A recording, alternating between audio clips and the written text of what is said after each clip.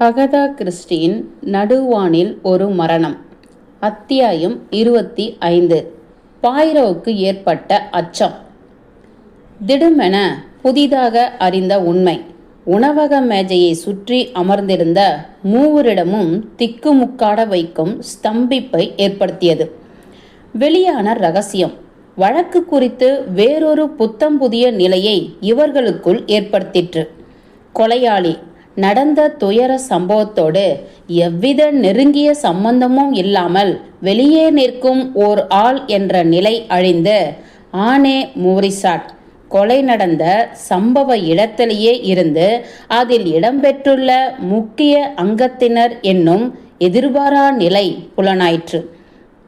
இதுவரை மூவரும் தங்களுக்குள் போட்டு வைத்திருந்த யூகங்களை இப்பொழுது மறுபடி சரிபார்க்கும் தேவை எழுந்தது. சில நிமிடங்கள் மூவரும் பேசவில்லை.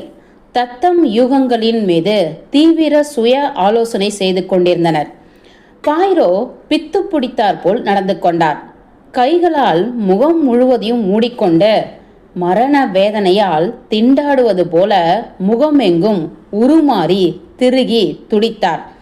இடையிடையே சில நிமிடங்கள் பொறுங்கள், சில நிமிடங்கள் என ஏனைய இருவரையும் யாசிக்கும் தொனியில் கேட்டுக்கொண்டார். நான் உடனடியாய் யோசிக்க வேண்டும், சிந்திக்க வேண்டும், பார்க்க வேண்டும், உணர வேண்டும். இந்த தலைகீழ் மாற்றம் என் இத்தனை நாள் யூகங்களை எப்படியெல்லாம் தாக்குகின்றது என நான் உணர்ந்தாக வேண்டும். இதற்கு நான் பின்னோக்கி செல்ல வேண்டும். பின்னோக்கி, ஆமாம், பின்னோக்கி. அதுதான் என் பாழாய் போன வயிற்றில் 1000 நண்டுகள் ஊறுவது போல ஒரு புரட்டல். விமான பயணம் தரும் புரட்டல். இதை உணராது இருக்க தலை முழுவதும் கழுத்துப்பட்டையை சுற்றி கொண்டு கண்களையும் இறுக மூடிக்கொண்டு என் இந்த உடல் உபதையோடு மட்டும் நான் முழுகி போய் கிடக்கிறேன். அப்பொழுது வில்சன், அப்பொழுது ஜானே அந்த விமானத்தில் நிஜத்தில் இருந்தார், சதையும் உடலுமாய் இருந்தார் என்றாள். இதோ நானும் பார்க்கிறேன். மெல்ல மெல்ல இப்பொழுது எனக்கும் புரிகின்றது. எனக்கும் என்று புகுந்து கொண்டார். முக்கால்வாசி கண்களை மூடி நிகழ்வுகளை ஞாபகப்படுத்தும் முயற்சியில் இருந்த ஜானே ஒரு உயரமான பெண், கருப்பு நிறம் என சிந்தனையாய் குறிப்பிட்டார். மேடம் சிசலி அப்பெண்ணை அழைத்தார். அதே காட்சிதான் செல்வி ஜானே, மேலே என கனவில் பேசுபவரை போல உற்சாகமாக சொன்னார் பாய்ரோ. ஜானே கண்களை திறவாது பேசிக்கொண்டிருந்தார்.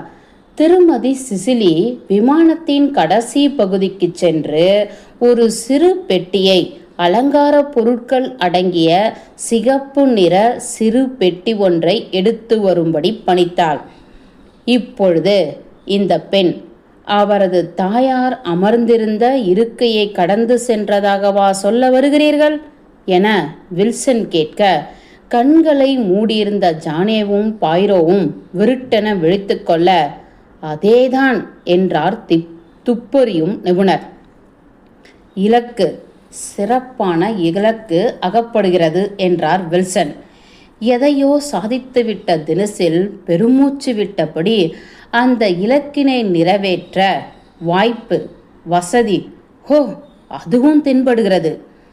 இப்படி சொல்லிவிட்டு அவரின் ஒல்லியான ஒடிசல் தேகத்திற்குள் சற்று பொருந்தாத உக்கிரம் மிகும் உத்வேகத்தோடு தனது கைகளை கடுமையாய் மேஜையில் ஓங்கி குத்தி நிறுத்தி வில்சன், ஆனா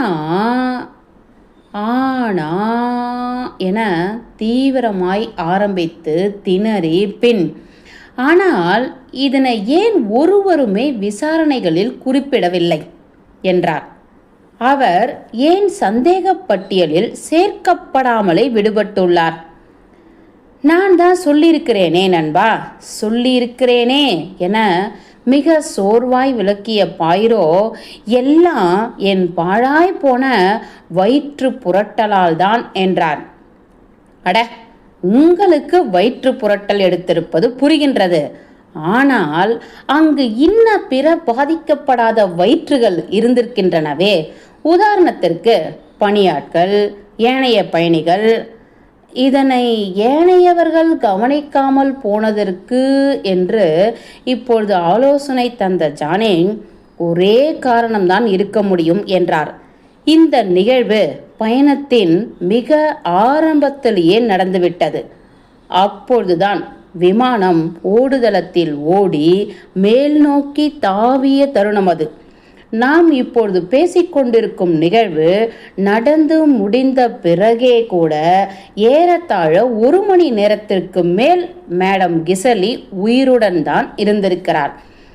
இதனையெல்லாம் வைத்து பார்த்தால் கிசலி பயணத்தில் ரொம்ப நேரம் கழித்துதான் கொலை செய்யப்பட்டிருக்க வேண்டும் என்றே தோன்றுகிறது. மேலும் திருமதி ரிச்சர்ட்ஸ் நாம் இருந்த பகுதியில் அல்லாது விமானத்தின் அடுக்கலையை தாண்டியிருந்த இன்னொரு பகுதியில் பயணித்திருக்க வேண்டும். நீங்கள் சொல்வது வினோதமாக உள்ளது என்றார் வில்சன் சிந்தித்தபடி. நேரம் தாழ்த்தி தன் வேலையை காட்டும் விஷமும் இருக்க முடியுமா? இருக்கலாம். பாய்ரோ மனசுமையால் வாய்க்குள்ளேயே புலம்பிக் கொண்டு மீண்டும் தனது கைகளால் முகத்தை மூடிக்கொண்டார். நான் சிந்திக்க வேண்டும், ஞாபகப்படுத்த வேண்டும், யோசிக்க வேண்டும்.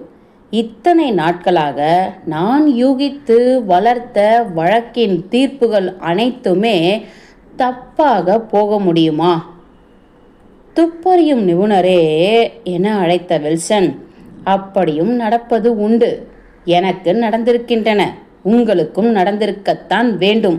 இது போன்ற சமயங்களில் நமது பெருமை, திறமை எல்லாவற்றையும் மூட்டை கட்டி வைத்துவிட்டு நேர்ந்துள்ள எதிர்பாரா திருப்பத்திற்கு ஏற்றார் போல மறுபரிசீலனை செய்வதே புத்திசாலித்தனம் என்று ஆறுதல் சொன்னார்.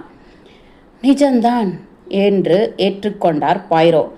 இவ்வழக்கின் துப்பறிதல் முழுவதிலும் என் எண்ணம் அனைத்தையும் ஒரே ஒரு பொருளில் மட்டும் நான் அதீத முக்கியத்துவம் அளித்து செலுத்தியிருக்க வேண்டும்.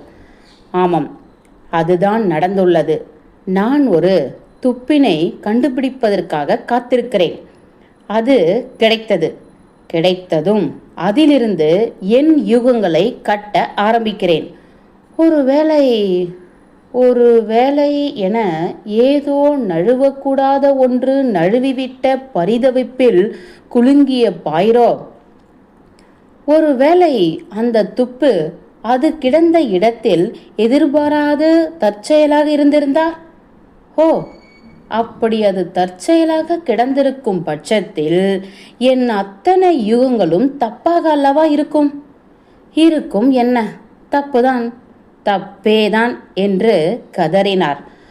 போகட்டும் திருமிகு பாய்ரோ, போனதை நினைத்து கொண்டு இப்பொழுது கிடைத்திருக்கும் துப்பின் மீது நாம் ஆலோசனை செய்யாமல் விட்டுவிட முடியாது என்று போலீஸ் மிடுக்காய் சொன்ன வில்சன், இலக்கு, வாய்ப்பு இரண்டும் திருமதி ரிச்சர்ட்ஸ் மீது பொருந்தி நிற்கின்றன. வேறென்ன இனி வேண்டும் என ஆணையாய் கேட்டார். வேறெதுவும் வேண்டாம், நீங்கள் சொல்வது போல்தான் முடிக்க வேண்டியுள்ளது. பற்பல நிமிடங்கள் கழித்து விஷமானது இயங்கியிருப்பது ஒரு உதாரணம். நடைமுறையில் பார்த்தால் அப்படி சாத்தியமே இல்லை என்றுதான் சொல்ல வேண்டும். ஆனால் விஷம் எங்கெல்லாம் சம்பந்தப்பட்டுள்ளனவோ அங்கெல்லாம் அசாத்தியமான நிகழ்வுகள் தான் நடந்திருக்கின்றன. அதுதான் வினோதமான குண அதிசயத்தை நம்பிதான் தீர வேண்டியுள்ளது. தேய்ந்து அவர் குரல் ஓய்ந்தது. நன்று, இனி அடுத்தடுத்து செய்ய வேண்டிய நடவடிக்கைகளை தீட்ட வேண்டும் என்று அதிகாரம் குறையாது பரபரப்பானார் வில்சன். தற்போதைக்கு ஆனே மோரிசாட்டுக்கு நம் மீது சந்தேகம் வராதபடி நாம் நடந்து கொள்ள வேண்டியது மிக மிக அவசியம். அதுவே புத்திசாலித்தனம். துப்பறியும் நிபுணர் அவரை அடையாளம் கண்டு கொண்டு விட்ட உண்மை துளியும் அவருக்கு தெரியாது. அவரது ஆவணங்கள் ஏற்றுக்கொள்ளப்பட்டுள்ளன. அவர் எந்த உணவக விடுதியில் தங்கியிருக்கிறார் என்பது நமக்கு தெரியும். ஆகையால் அவருடன் அவரது வக்கீலான தியோடர் மூலம் நாம் தொடர்பு கொள்ளலாம். அதில் சிக்கல் எழாது. சொத்து குறித்த சட்ட சம்பிரதாயங்களை தாராளமாய் ஒத்தி போடலாம். அதை முதலில் செய்ய வேண்டும். கொலை வழக்குகளுக்கு அத்தியாவசியமான 2 முக்கிய விஷயங்களை நாம் நிலைநிறுத்திவிட்டோம். ஒன்று, இலக்கமற்றது வாய்ப்பு. இவ்வழக்கில் கூடுதலாக இன்னொன்றையும் நிரூபித்தாக வேண்டியுள்ளது. ஆனே மோரிசாட் தன் வசத்தில் பாம்பின் கொடிய விஷத்தை வைத்திருந்தார் என்பதே அது. ஊதுகுழாயை வாங்கி வந்த அந்த அமெரிக்கன் யார் என்ற கேள்வியும் பாக்கியுள்ளது. அது நிச்சயமாக ஆனேவின் கணவர் ரிச்சர்டாதான் இருந்திருக்க வேண்டும். அவர் கனடாவில் இருக்கிறார் என்ற ஆனேயின் வார்த்தைகளை தவிர அவர் குறித்து நமக்கு வேற எந்த சாட்சியும் கிடையாது. இதை நாம் மறந்துவிடக் கூடாது. கணவன் கணவன் ஆமாம், கணவன். ஒரு நிமிடம் பொறுத்திருங்கள், ஒரு நிமிடம். இப்படி சட்டென்று நரம்பதிர ஆர்வமான பாய்ரோ தனது நெற்றி பொட்டுகளில் தத்தம் 2 கைகளையும் அமுக்கிக் கொண்டார். எல்லாம் தவறாய் போயுள்ளன என முணுமுணுத்தார். என் மூளையின் துப்பறியும் அணுக்களை முறையாய் ஒழுங்காய் வரிசைப்படுத்தி நான் இயக்கவில்லை. தாறுமாறாய் ஓடவிட்டிருக்கிறேன். உடைந்து போயிருந்த பாய்ரோவை நோக்கி இடையூறுக்கு மன்னிக்க என்று ஜானே எதுவோ சொல்ல முயல பாய்ரோ காதுகளில் வாங்கி கொண்டது போலவே காட்டிக்கொள்ளவில்லை. சில நிமிடங்கள் வார்த்தைகளே அற்ற அவர் கிடந்தார். பிறகு ஒரு முடிவாய் நெற்றி பொட்டுகளிலிருந்து அழுத்திருந்த கைகளை விலக்கி கொண்டார். நிமிர்ந்தார். விரைப்பானார். கலகம் நீங்கியவரும் ஆனார். சீராய் இல்லாததால் அவரது கவனத்தை சிதைத்த உப்பு மற்றும் மிளகு பொடி டப்பாக்களை மேஜையில் சீராக்கி வைத்தார். சராசரியாகிவிட்டார். இப்பொழுது உருவாகியிருக்கும் பிரச்சனையை அர்த்தப்படுத்துவோம் என்றார். ஆனே மோரிசாட் ஒன்று கொலைகாரியாகத்தான் இருக்க வேண்டும், அல்லது இதற்கு சம்பந்தமே இல்லாத வெகுளி பெண்ணாக இருக்க வேண்டும். அவள் வெகுளியாயிருக்கும் பட்சத்தில் ஏன் பொய் சொல்லியிருக்க வேண்டும்? ஹார்பரி மாகாணத்து பெண் சீமானான சிசிலியின் வேலைக்காரி என்னும் முக்கிய தகவலை அவர் ஏன் மறைத்திருக்க வேண்டும்? இது மிக முக்கிய கேள்வியாகின்றது. அதானே, ஏன் என்றார் வில்சன். எனவே அவர் பெரும் பொய் ஒன்றை சொல்லியிருக்கும் காரணத்தினால், கொலையில் ஈடுபட்டுள்ள பயத்தால் தான் அவர் பொய் சொல்லியிருக்கிறார் என்பதன் அடிப்படையில் நாம் அவரை குற்றவாளியாக்கி வைப்போம். இனி கொலை குறித்து என்னுள் உருவாகியுள்ள அனுமானமே சரி என வைத்துக்கொள்வோம். எனில் அந்த அனுமானம், கொலை குறித்த அந்த யூகம் ஆனே ஒரு குற்றவாளி என்பதில் பொருந்துகிறதா, அல்லது அவர் சொல்லாமல் விட்டுள்ள பொய்யில் பொருந்துகிறதா? இப்படி கேட்டுவிட்டு அனைவரும் சற்று சிந்திக்க அவகாசம் தந்து துப்பறியும் நிபுணர் தொடர்ந்தார். ஆம் ஆம், ஆதாரம் அமையும் பட்சத்தில் ஆம், எதிலும் பொருந்தலாம்.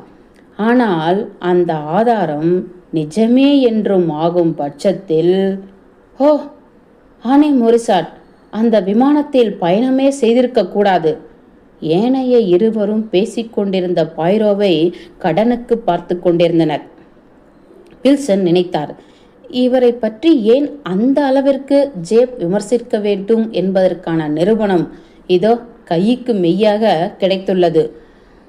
முடியும் வழக்கை முடியவிடாது இழுக்க வேண்டும். அதுதான் இவர்.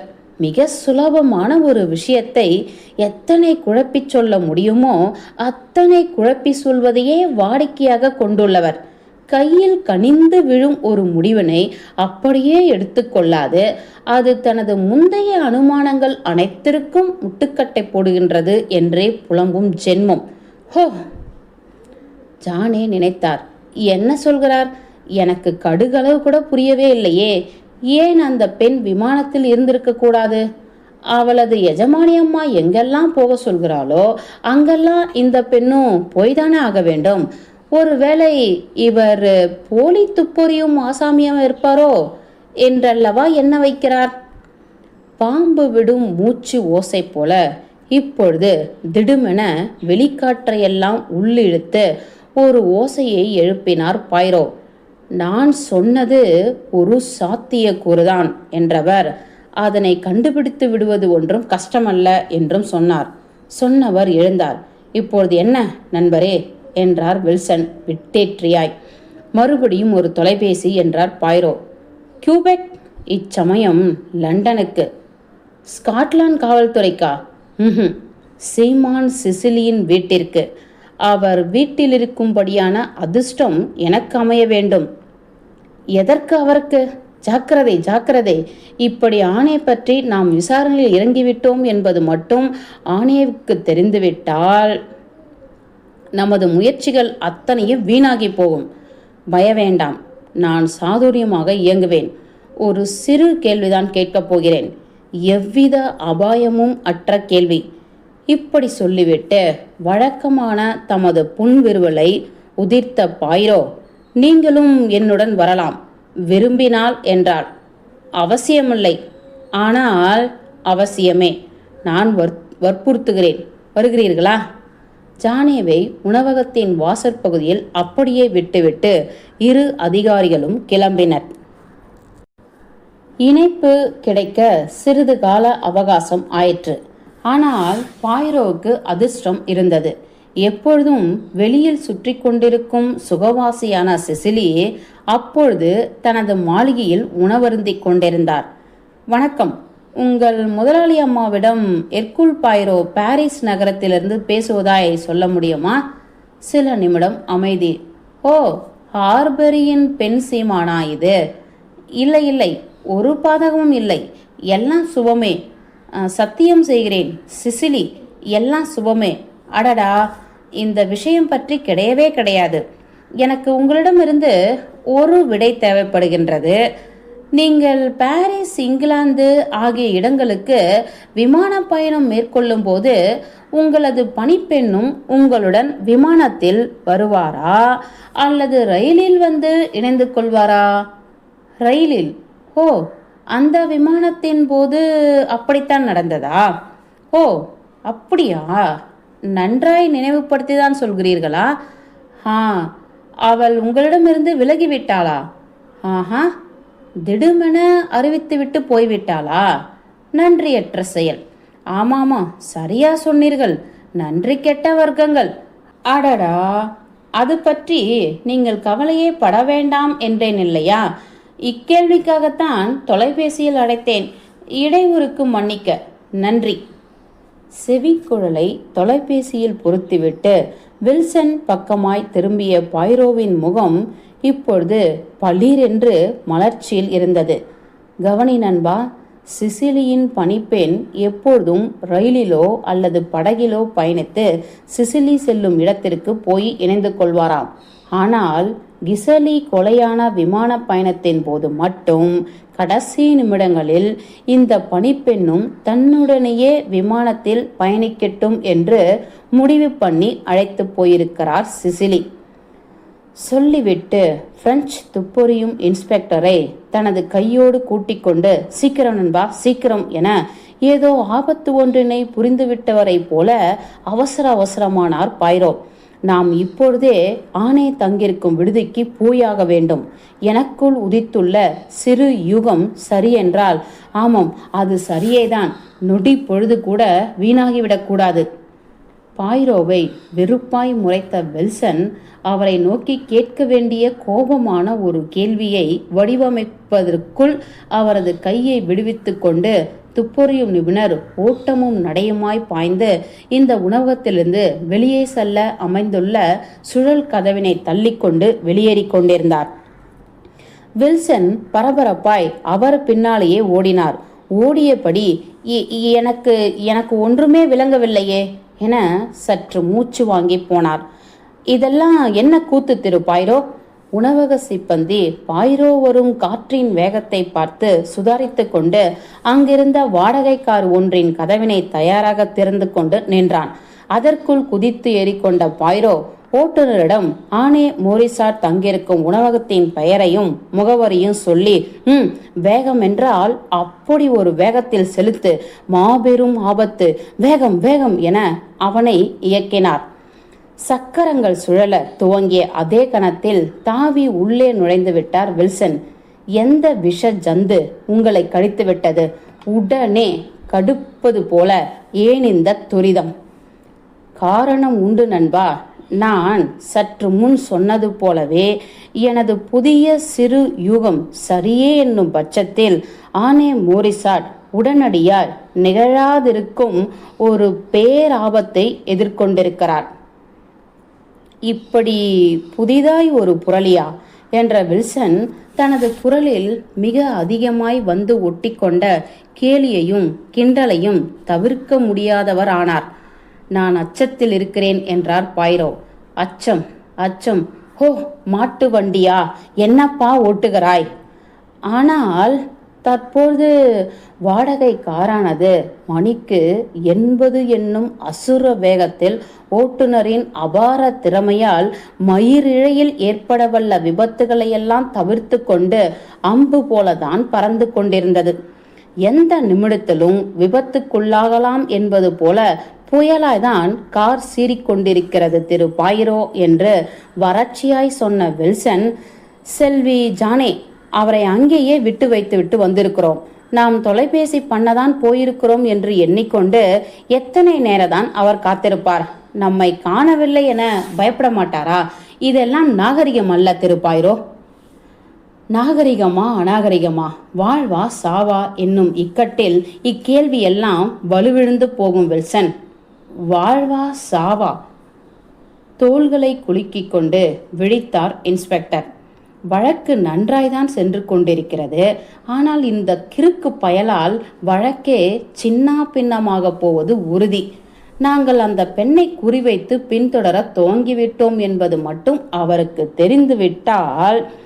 இப்படி நினைத்து கொண்ட வில்சன் பாய்ரோவை சமாதானமாக்கும் பாணியில் சொன்னார். இதோ பாருங்கள் திருமிகு பாய்ரோ, அர்த்தத்தோடு நடந்து கொள்ளுங்கள்.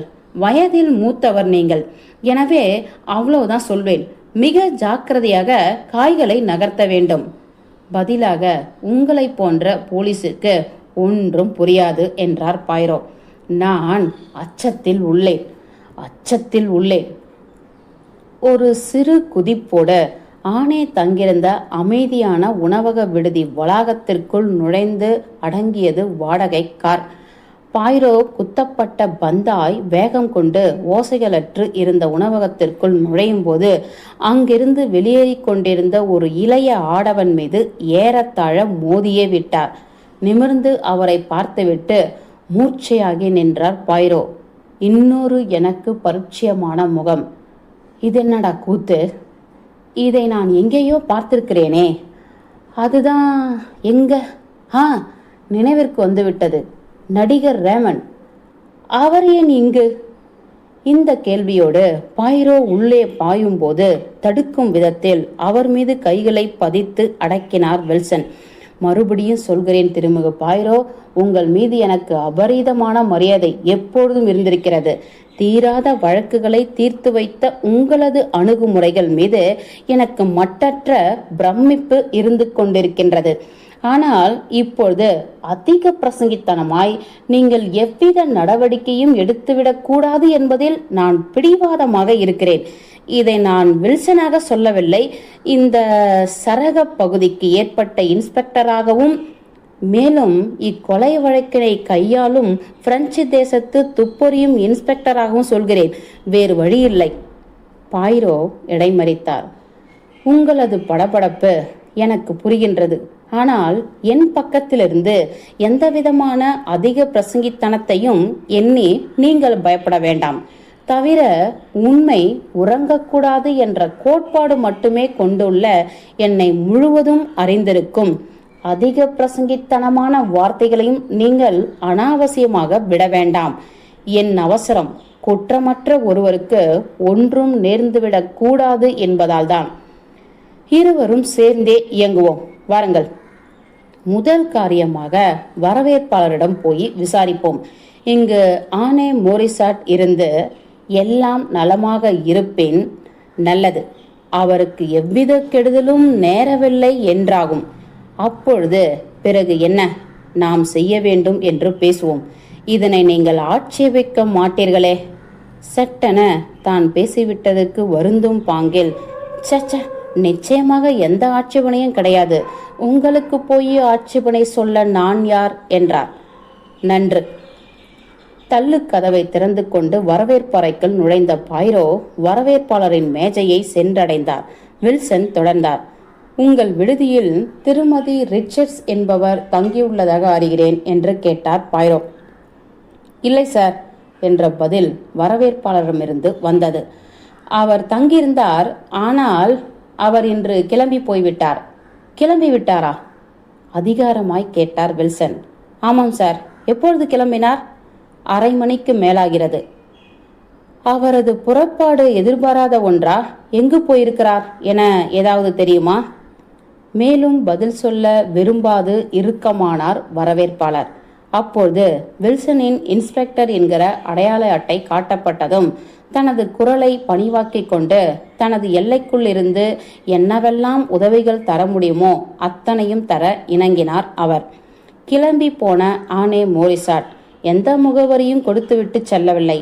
அவர் போட்டு வைத்திருந்த திட்டங்களில் நேர்ந்த திடீர் மாற்றத்தினால்தான் அவர் வெளியேறிக்க வேண்டும் என்று ஆலோசித்தார் வரவேற்பாளர். ஒரு வாரத்திற்கு மேல் தங்கப்போவதாக சொல்லிவிட்டுதான் அவர் அறையை எடுத்துள்ளார். மேலும் கேள்விகள் தொடுக்கப்பட்டன. வாயிற்காவலர்கள், அறை காவலர்கள், பணியாளர்கள் என உணவு கொண்டு போய் தருபவர்கள் எல்லோரையும் வரவழைக்கப்பட்டு துரிதமாக விசாரிக்கப்பட்டனர். வாயிற்காவலனின் கூற்றுப்படி ஓர் ஆடவன் தங்கியிருந்த ஆணை பெண்ணை காண வந்திருக்கிறார். ஆணை வெளியே எங்கோ போயிருந்தபோது அவர் வந்திருக்கிறார். ஆனால் அவர் திரும்பும் வரை காத்திருந்திருக்கிறார். இருவரும் ஒன்றாக உணவருந்தி இருக்கிறார்கள். அவர் எப்படி தோன்றினார்? இதற்கு ஒரு அமெரிக்கன் என்ற பதில் கிடைத்தது. அச்சு அசலாய் ஓர் அமெரிக்கன். அவரை பார்த்ததில் ஆச்சரியம் கொண்டவராய் தெரிந்திருக்கிறார் ஆணை.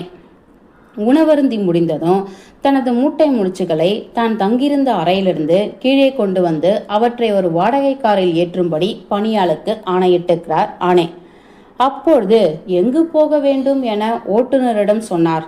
சட்டென கேட்கப்பட்ட சமயோஜிதமான இக்கேள்விக்கு இங்கிலாந்து நோக்கி என்ற பதில் கிடைத்தது.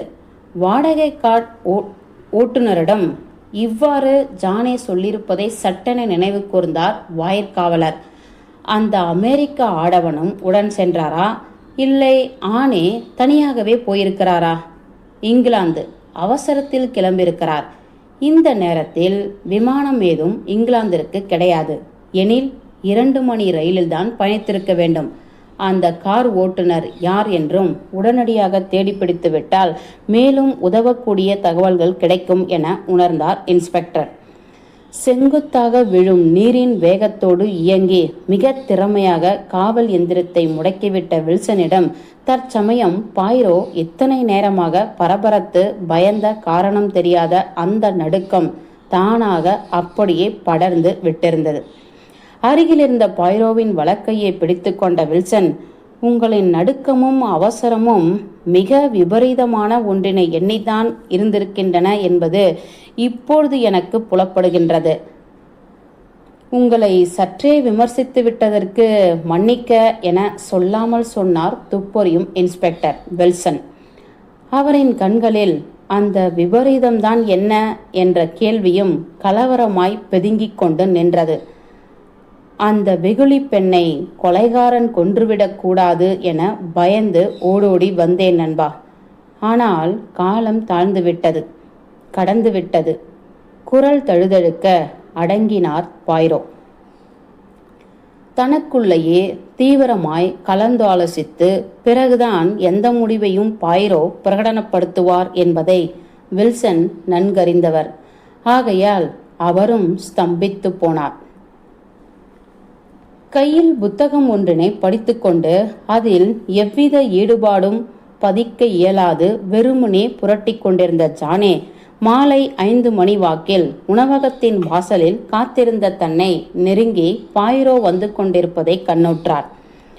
எழுந்து கடிந்து கொள்ளும் இலக்கில் துப்பொறியும் நிபுணரை எதிர்கொண்ட ஜானே நிந்திக்கும் எவ்வித வார்த்தைகளையும் விட்டுவிடாது நிதானித்தார். பாய்ரோவின் முகத்தில் பரவி கிடந்த ஏதோ ஒன்று அவரை திட்டுவதிலிருந்து ஜானேவை தடுத்தது. என்ன என்ன என கேட்டார் அவர். ஏதாவது நடக்கக்கூடாதது? இப்பொழுது ஜானேயின் மிக அருகில் வந்திருந்த பாய்ரோ அவரை மிக கனிவாய் பார்த்தார். அப்பார்வை பரிமாறிய இரக்கத்தில் ஜானேவுக்குள் மூண்டு கிடந்த கோபம் அப்படியே வற்றி போயிற்று. சட்டென அந்த இளம் பெண்ணின் இரு கைகளையும் மிக வாஞ்சையோடு பிடித்து தன்வசம் ஆக்கி கொண்டார் பாய்ரோ. வாழ்க்கை மிக மோசமானது செல்வி என்றார். மிக மோசமானது. என்ன என்ன என மீண்டும் கேட்டார் ஜானே.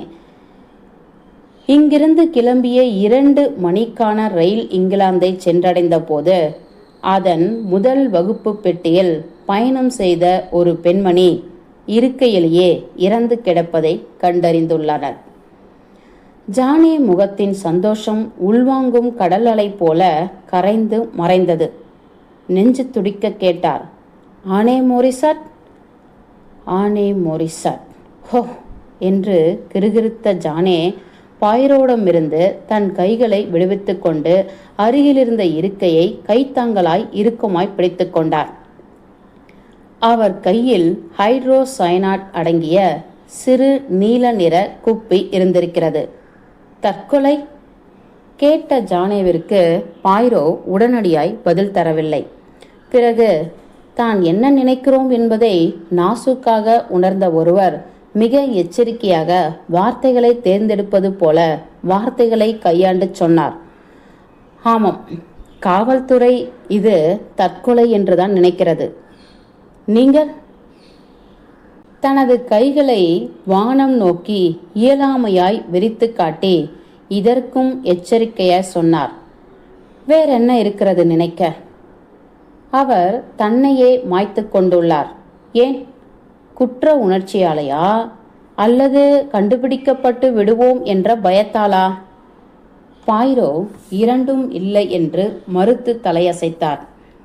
மறுபடியும் வாழ்க்கை மிக மோசமானதும் கோரமானதுமாய் அமைந்து விடுவதுண்டு செல்வி என்றார். ஜானேவை பார்த்து, வாழ்க்கையை எதிர்கொள்ள ஒருத்தருக்கு அசாத்திய தைரியம் வேண்டும், ஊக்கம் வேண்டும். ஆமாம் என அதிர்வாய் ஒப்புக்கொண்ட ஜானே, அதிலும் தன்னைத்தானே கொன்று கொள்ள, ஆமாம் திரு பாய்ரோ, ஒருவருக்கும் மாபெரும் துணிவு வேண்டும்தான் என்றார். இதற்கு இல்லை கண்மணி, இல்லை என்ற பாய்ரோ, கொன்று கொள்ள மட்டுமல்ல என்று அர்த்தம் பொதிந்து கூறிவிட்டு சற்று முன் பார்த்த அதே கனிவான பார்வையை ஜானே மீது செலுத்தி சொன்னார், வாழ்வும் தான். அத்தியாயம் 25 முடிந்தது.